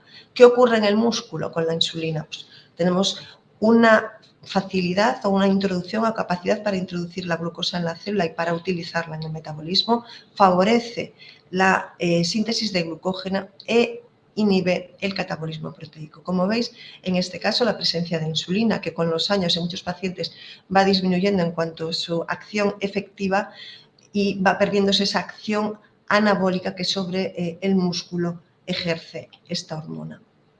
Y de hecho, muchas de estas situaciones patológicas que se presentan aquí en la diapositiva, como ocurre con la diabetes, se asocian a grados de inflamación crónica en mayor o menor medida. Y todo ello hace que tanto la situación de enfermedad como el envejecimiento se asocien a un mayor riesgo de desnutrición. Existe una resistencia anabólica, aumento de estrés oxidativo que comentábamos en la diabetes, existe un aumento de la señal inflamatoria, de los procesos inflamatorios, con lo que se afecta a la síntesis proteica, disminuye esa síntesis con un aumento del catabolismo proteico y como repercusión sobre el músculo existe una repercusión no solamente sobre la masa muscular, sino sobre la función muscular, apareciendo el concepto de sarcopenia. Y de hecho, dentro del nombre genérico de desnutrición, como sabéis, existe un tipo de desnutrición que no está relacionado con la enfermedad, lo que estamos viendo en muchas áreas del mundo, que es una desnutrición relacionada con el hambre o relacionada con otros problemas, y luego tenemos ya la más prevalente en nuestro país y en países en los que no hay ese tipo de conflictos ahora mismo, en los que la desnutrición se asocia fundamentalmente o está relacionada con la enfermedad, en ocasiones con inflamación, como es el caso de la diabetes, una situación de inflamación crónica, y en otros casos, como os decía, también la desnutrición relacionada con la enfermedad en la que no hay inflamación, pero que se aleja un poquito del grupo de enfermedades a los que nos estamos refiriendo. Hablábamos de sarcopenia, hablábamos de obesidad sarcopénica. Sabéis que la sarcopenia se define como una sarcopenia probable cuando hay una afectación de la función, hay una disminución de la fuerza muscular. Esa sarcopenia se confirma cuando hay una disminución de la calidad o cantidad del músculo, y podemos decir que es grave cuando existe ya una disminución del rendimiento físico. En este contexto, maneras fáciles, como comentaba María, de detectar si un paciente, sea obeso o no, puede tener una sarcopenia probable porque tiene una disminución de la fuerza de la mano, de la fuerza de presión con la dinamometría o con el test de levantarse y sentarse de la silla o cinco veces, ya nos puede dar una pista para pensar que hay una sarcopenia probable. Cuando evaluamos con un método de composición corporal si existe o no sarcopenia existente o confirmada, también nos servirían medidas como una cinta métrica. Existen unas tablas donde podemos valorar esa circunferencia de la pantorrilla y corregir por el IMC, un dato importante, y luego ya establecer, según las pruebas de rendimiento físico, si esa sarcopenia es grave o no. En el caso de la diabetes, cuando aparece sarcopenia, que como sabéis puede ser una sarcopenia primaria que aparece en el envejecimiento sin otra causa añadida, o bien puede ser secundaria a otras causas, como las que están aquí reflejadas, enfermedad, desnutrición, inactividad, etc. Como mínimo, en la diabetes, esa sarcopenia aparece en el contexto de una enfermedad que cursa con una situación inflamatoria y que por diferentes motivos y con una elevada prevalencia, como hemos visto al principio de la presentación, se asocia desnutrición. De hecho, si evaluamos y si revisamos este metaanálisis que aquí os presento, que evalúa la prevalencia y los factores de riesgo de sarcopenia en pacientes con diabetes mellitus, fijaos, tanto la edad, como el sexo, el tabaquismo, el grado de control diabético, la duración de la diabetes, la grasa corporal, todos estos factores nos van a dar una mayor o menor sospecha en función de su existencia de la posibilidad de que exista sarcopenia en ese paciente con diabetes.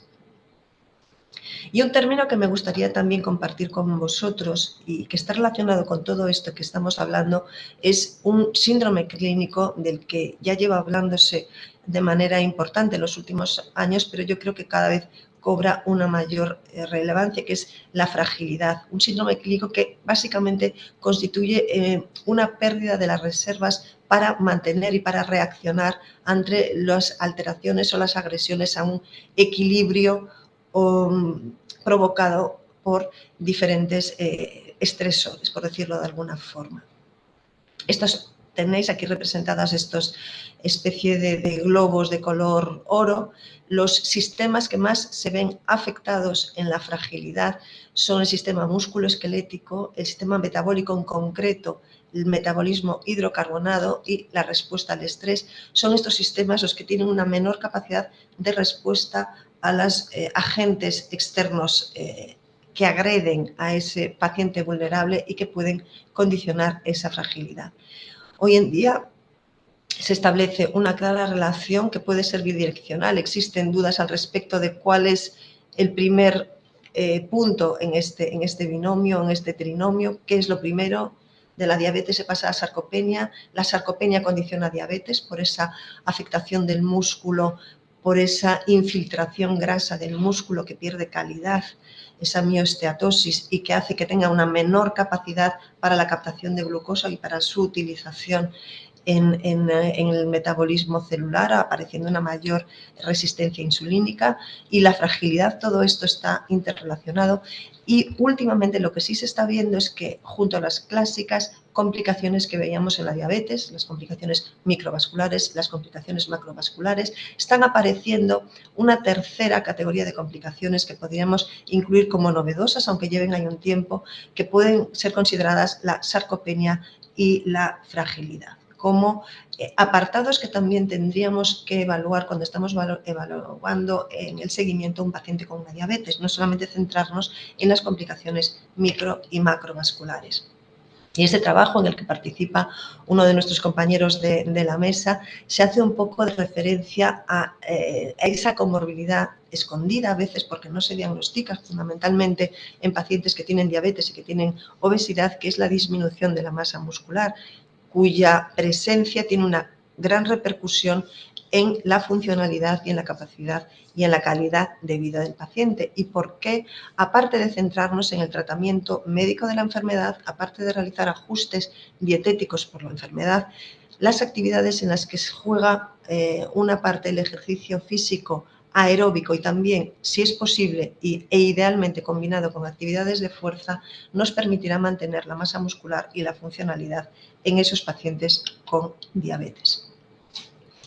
Simplemente reforzar un poco el concepto que se ha dicho de obesidad sarcopénica por la gran prevalencia en pacientes con diabetes. Y fijaos aquí, cuando hablamos de fragilidad, sarcopenia, estrés oxidativo, inflamación, disfunción mitocondrial, son mecanismos muy comunes de los que estamos hablando constantemente en todos estos términos de los que a los que estamos haciendo referencia y que se interrelacionan constantemente.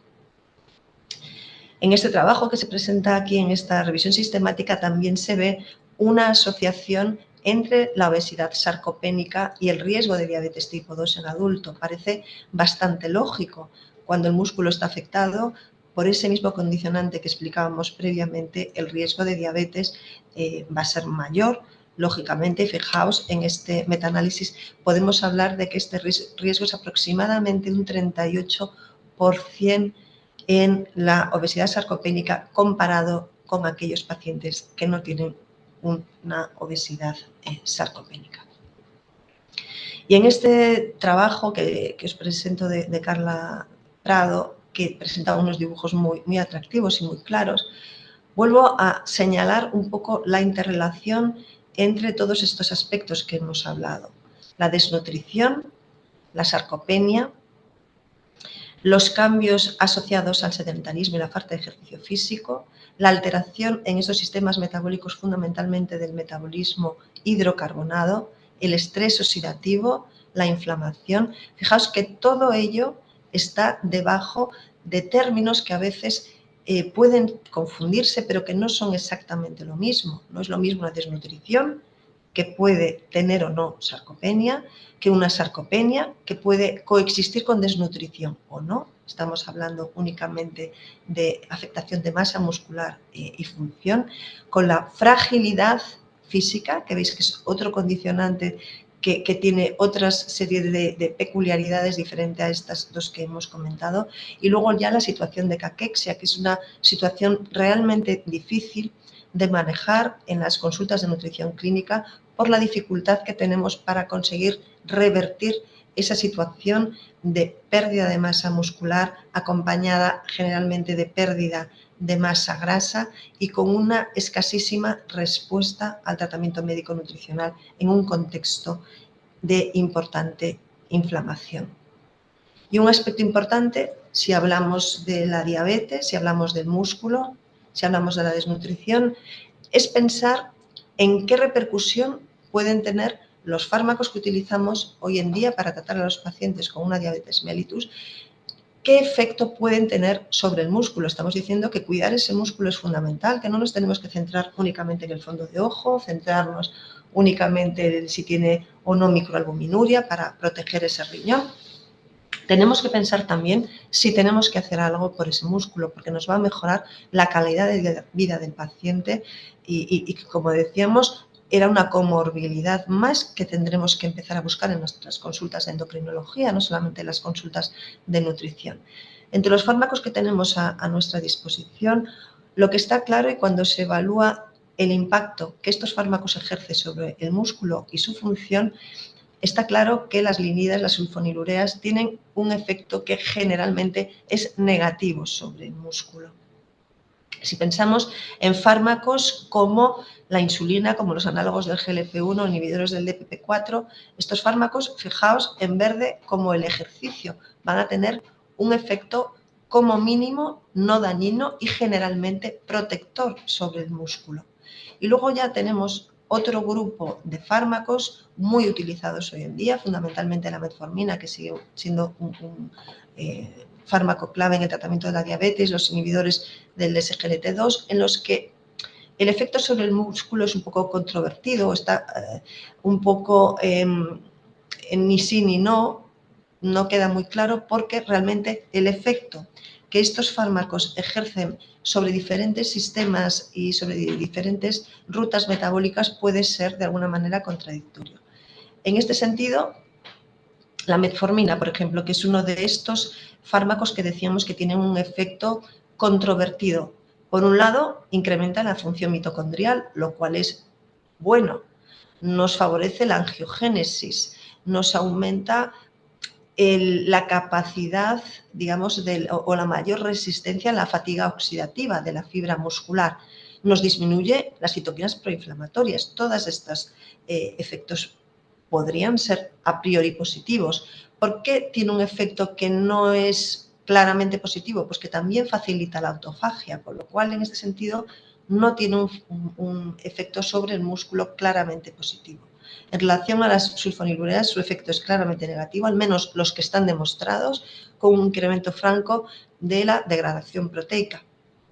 En cuanto a la insulina, sabéis los efectos de la insulina, hormona anabólica por excelencia, aumento de la síntesis proteica, aumento de la lipogénesis, inhibición de la degradación proteica, aumento de la síntesis de glicógeno, aumento del transportador de la glucosa, todos los efectos como hormona anabólica, por supuesto, para la insulina. Si nos centramos en los análogos del GLP-1, tiene también efectos positivos, aumento de la función mitocondrial, aumento de la síntesis de glucógeno, aumento del GLUT4.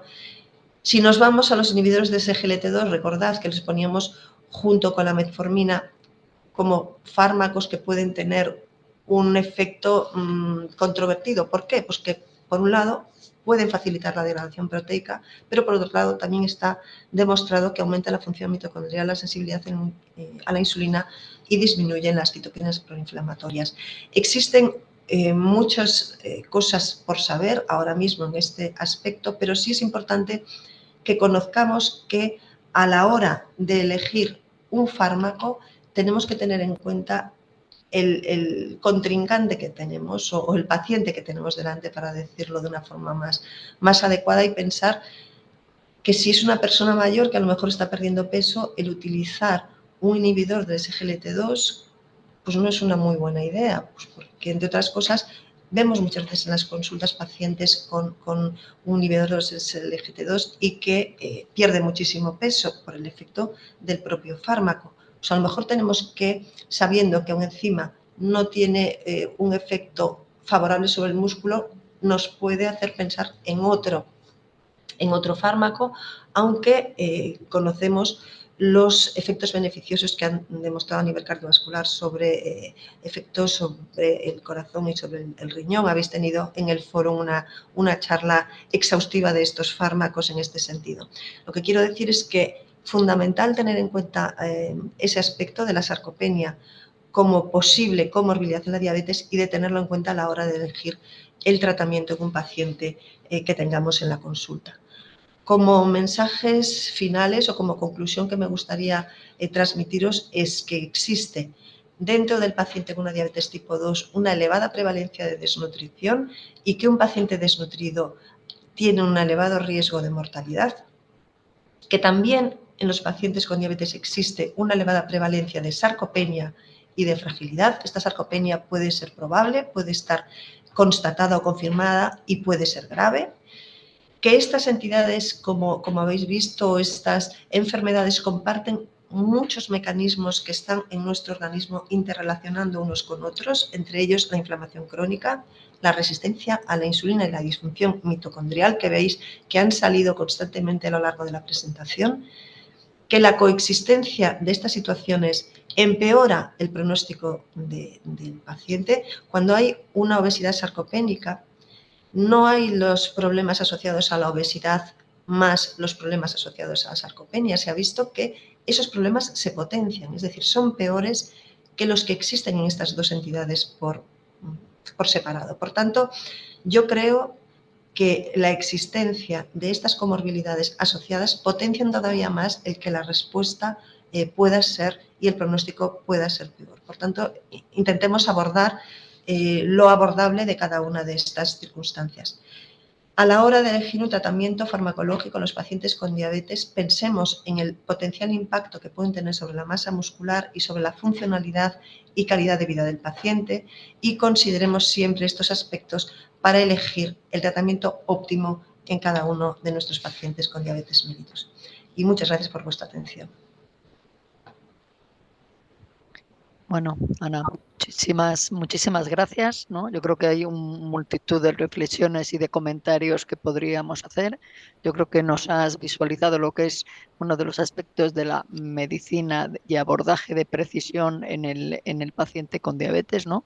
Intentar identificar lo que es aquel paciente que con mucha frecuencia, ¿no? Cada vez vemos pacientes más mayores en las consultas, pacientes que anteriormente pues quizá no se les atendía en las consultas y con unas comorbilidades muy importantes, y yo creo que sí que es algo a futuro, ¿no?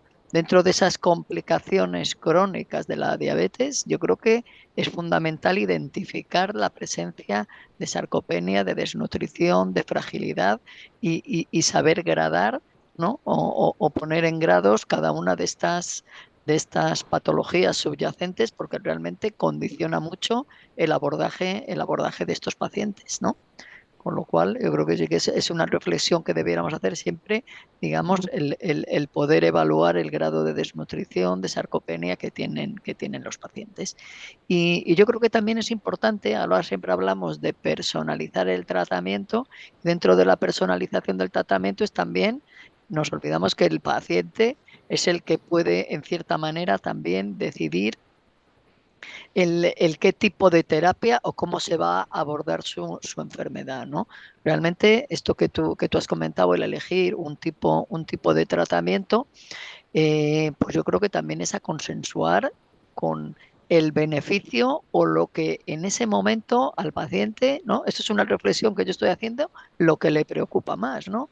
Entiendo por lo que tú has dicho, y quizá esto es un poco rompedor, pero bueno, pues sí que tenemos fármacos que sabemos que tienen unos beneficios cardiovasculares tremendos, pero realmente en un determinado escenario, quizá las prioridades, no solo de los facultativos, pero a lo mejor de los pacientes, es más su calidad de vida, ¿no?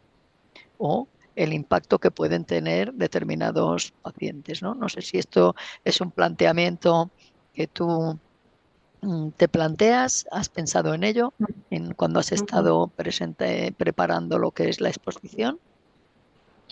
Sí, y de hecho en la práctica clínica vemos casos de este tipo, ¿no? Pacientes que tienen una diabetes, que están con una medicación, que presentan un problema ajeno a su diabetes que le condiciona una reagudización de una desnutrición que probablemente estaba ya de base y en el que tenemos que ajustar la medicación que sabemos que le va bien al paciente, pero que a lo mejor dificulta que recupere ese estado nutricional a su situación basal o mejor que la basal, si ya estaba desnutrido, y que luego podemos secuencialmente incorporar medicamentos que sí le van a venir bien. Es decir, a lo mejor en ese estado, que te pongo un ejemplo, un paciente que ha perdido mucho peso, que está desnutrido, que lo han intervenido y tiene una ileostomía, por ejemplo, que ya estaba perdiendo peso por los inhibidores del SGLT2, que no me interesa que este paciente se me deshidrate.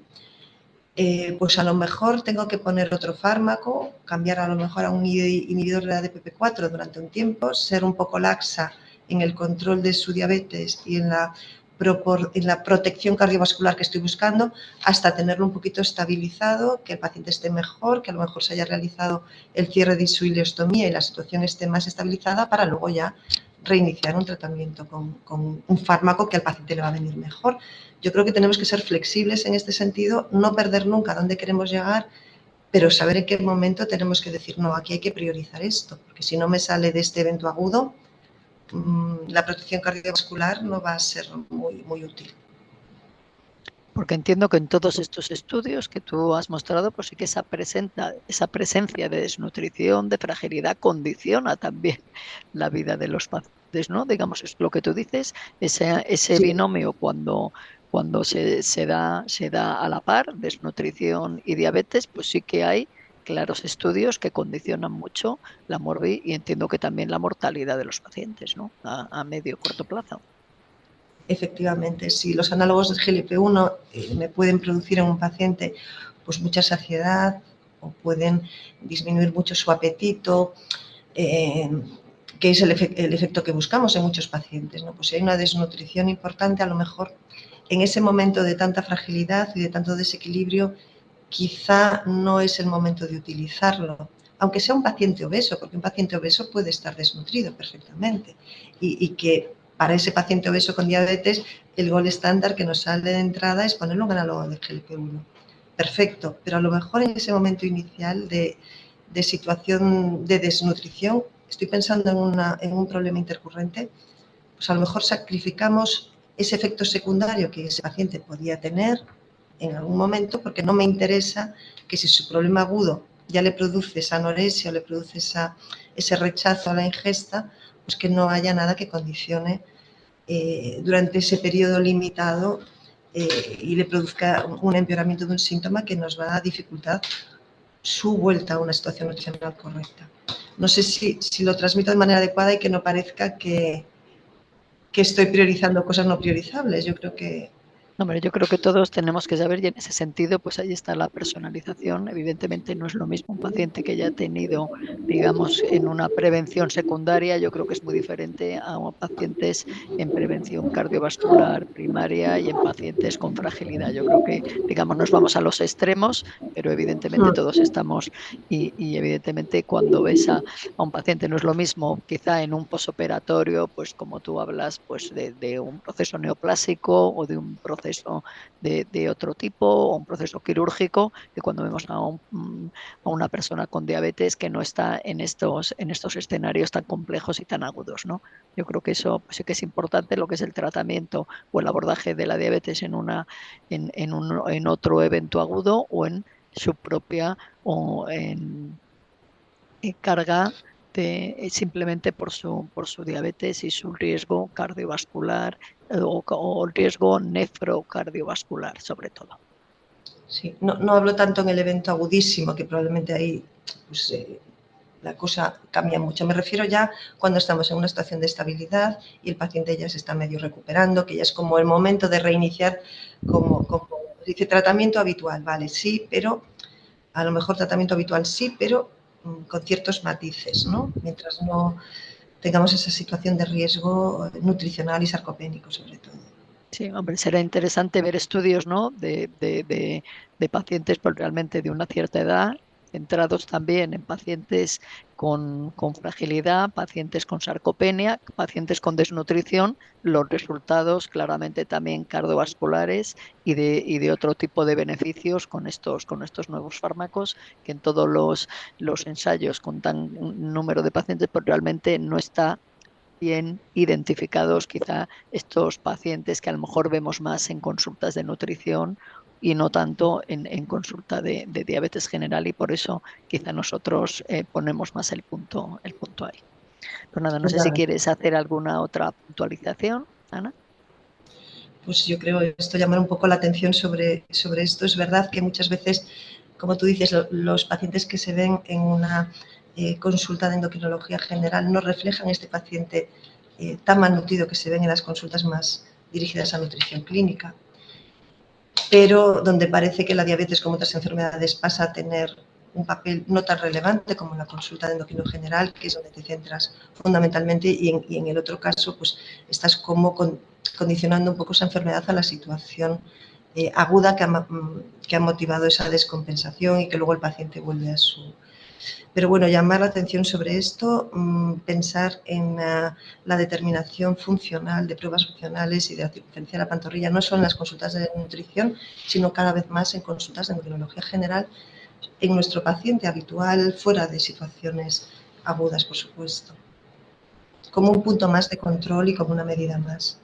Yo creo que también es muy importante porque de esa manera, igual que en otras consultas que no van específicamente por un problema de sobrepeso, se conciencia también al paciente visualizando el problema de su peso, a lo mejor en otras consultas, y también si tú visualizas en los pacientes la relativa o la sarcopenia que tienes, pues también es una manera de incidir en esa necesidad de hacer ejercicio físico, que aparte de prescribirlo, pues también sabemos que a muchos de los pacientes también les cuesta el adherirse a ello, y es una manera de ponerlo de manifiesto para ellos. Yo creo que es importante. Y además también para ellos es un punto que les motiva de alguna forma, porque si tú le haces una dinamometría hoy, si la haces a los 6 meses y el paciente mejora, está objetivando que realmente lo que ha hecho ha valido la pena.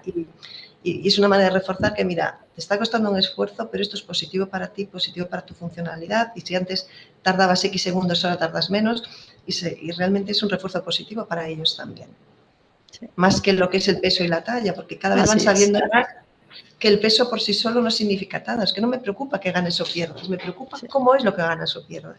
Sí. Eso yo creo que realmente a todos nos ha pasado, ¿no? Yo antes, de una anécdota cortita, antes siempre cuando venía un paciente estabas deseando que se subiera el peso a ver cuánto había perdido, y eso pues realmente a lo largo de los años ha cambiado mucho, porque casi es lo que más temes, ¿no? Que suban al peso, y además si no tienes más información aparte del peso, pues realmente es algo ciego, no sabes si es algo que va a ser beneficioso para ellos, para su funcionalidad, para su patología, para su resistencia a la insulina, si simplemente han bajado peso y no han ganado o han mantenido masa muscular. Muy bien. Pues nada, muchísimas gracias, Ana. Muchísimas gracias a todos los que desde casa habéis estado escuchando. Ha habido algún comentario ahí, y bueno, pues y también evidentemente dar gracias a IDIVAL, dar gracias a los compañeros del resto de las tardes, a nuestros patrocinadores, sin los cuales pues, que realmente este evento hubiera sido complicado: Ligi, AstraZeneca, Abbott, Medtronic, Novo Nordisk, Air Liquide y Persan Pharma, que han querido colaborar desinteresadamente a la financiación de esta semana, digamos, este foro de la endocrinología de nutrición. Espero que os haya sido agradable, evidentemente, las charlas, y que también se os sea sobre todo útiles a la hora de vuestra práctica diaria. Y también, pues bueno, yo creo que sobre todo el hacer reflexionar y participar cada uno desde su ámbito en mejorar lo que es el abordaje en el tratamiento de los pacientes con trastornos endocrinológicos. Muchas tardes, y damos por terminada la sesión de la tarde y toda la semana. Muy bien.